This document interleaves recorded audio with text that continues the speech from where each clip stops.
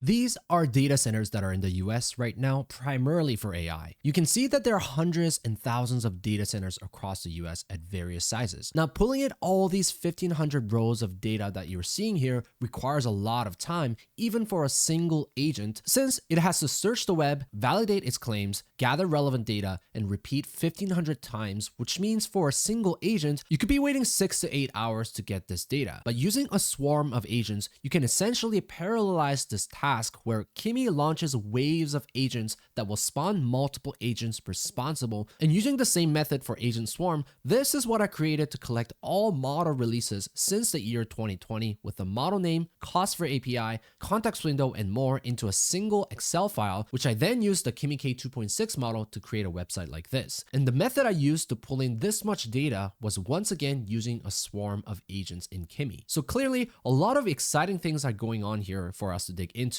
Welcome to Kilobytes Code, where every second counts. At the core of Kimi's new release of K2.6 model, one of the biggest use cases for K2.6 is coding. Here, I'm using Kimi CLI to use the K2.6 model that powers it to generate a website that shows you a breakdown of all the model releases that have been announced since 2020. Now, I sent the same prompt to the previous K2.5 model, and here you can see and feel the improvements in its raw coding abilities. Same thing for the website I created for data centers in the US, where comparing the previous K2.5 model that uses the same dataset and the same prompt and comparing them to the newer K2.6 model, you can see a clear improvement in its overall UI and UX. Now, as much as these websites here look pretty polished, they would be completely useless without the data that's contained in it. In other words, the websites here are only as useful as the data that's contained in it. So sourcing these valuable information like 1,500 data centers in the US into a single Excel file and over 300 model releases from all over the world since 2020, this is really where the true value is.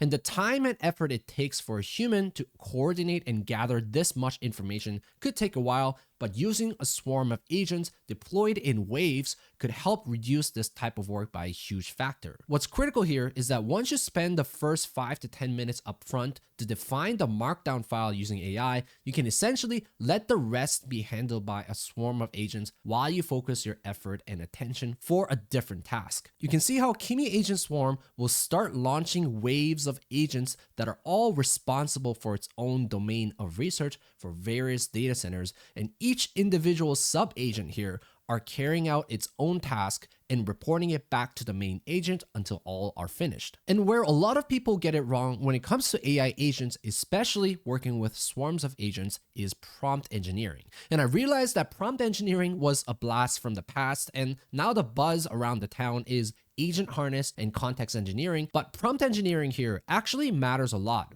More specifically, markdown file that actually puts the parameters around them in the form of a prompt. In other words, I wouldn't waste my AI credits with a single sentence that says gather all AI models in an Excel file. This is so clearly going to be a waste of energy. Same thing goes for the 1,500 rows of data centers that I was able to get. I wouldn't say gather all data centers in the US into a single Excel file. Instead, I took the time to draft this 2 to 3 page long markdown file with the help of AI to define all the parameters around what the agent task is, what the parameters are in sourcing the information, and what type of data it should collect, and more. This kind of approach in development really started taking shape that led to coining terms like spec-driven development, which focuses more on the proper design and architecture in the form of a document. The same thing applies after we get these Excel files to then use coding agents like Kimi CLI to create a website. My instruction to the model wasn't build me a website using this Excel file, make no mistakes, but rather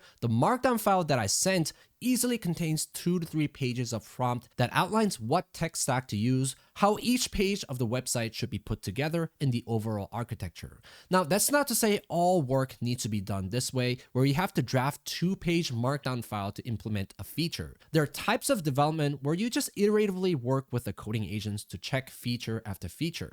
But as the scope gets larger in time horizon, how we collaborate with these agents will look different. Looking at the benchmarks, Kimi K2.6 scored competitively against other state-of-the-art models, especially the Swebench Pro scoring 58.6%, putting them above the rest. The K2.6 model, from my experience, has been really good at long horizon coding capabilities. And the long-running task that Kimi showed off was using the K2.6 model to then take a smaller model like Qwen 3.5 0.8b that runs on Apple's M3 Max to improve its throughput. And initially, the inference throughput started at 15 tokens per second for this small model, and Kimi K2.6 spent around 12 hours to then take it to 193 tokens per second, which showed to be higher throughput than the baseline of LM Studio by 20%. Certainly an impressive model released from Kimi, and good to see their focus shift into long horizon tasks, as how we interact with AI is certainly changing as AI takes more and more work. I'll be sharing the markdown files and data that I used on my X account, so if you want access to them, please check out my posts on X.